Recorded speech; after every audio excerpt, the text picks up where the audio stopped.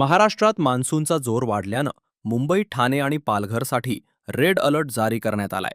भारतीय हवामान विभागाच्या ताज्या अंदाजानुसार आज संपूर्ण महाराष्ट्रात मान्सूनचा जोर आणखी वाढण्याची शक्यता आहे.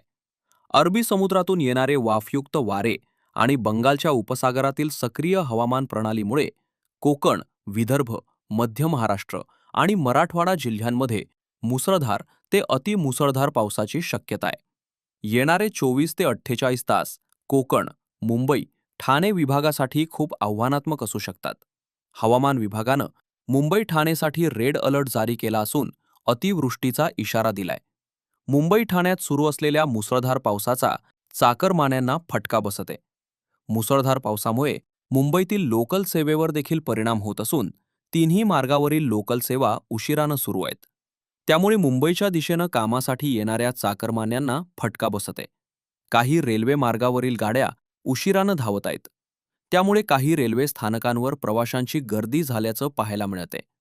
ठाणे, कल्याण डोंबिवलीमध्ये देखील पावसामुळे जनजीवन विस्कळीत झालंय.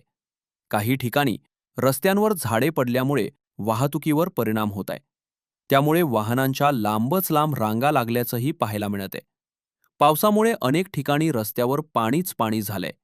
तसेच शिळफाटा मुंब्रा मार्गावर कंबरेभर पाणी साचल्यानं रस्त्यालगत उभी असलेली वाहनं अक्षरशः बुडाली, तर काही वाहनं बंद पडल्याचं चित्र पाहायला मिळालंय. तर नवी मुंबईत मुसळधार पाऊस सुरूच असून शहरातील अनेक सखल भागांमध्ये पाणी साचले.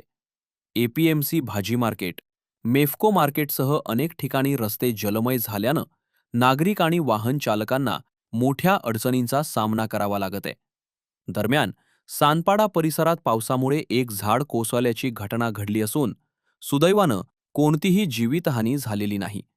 तर दुसरीकडे मुंबईमधील दादरच्या हिंदमाता परिसरात पाणी भरायला सुरुवात झाली आहे. सोबतच सायन किंग सर्कल, वडाला सिग्नल चौक आणि आजूबाजूच्या परिसरातील रस्ते जलमय झालेत. त्यामुळे प्रशासन अलर्ट मोडवर असून नागरिकांनी सतर्क राहण्याची आवाहन करण्यात आले.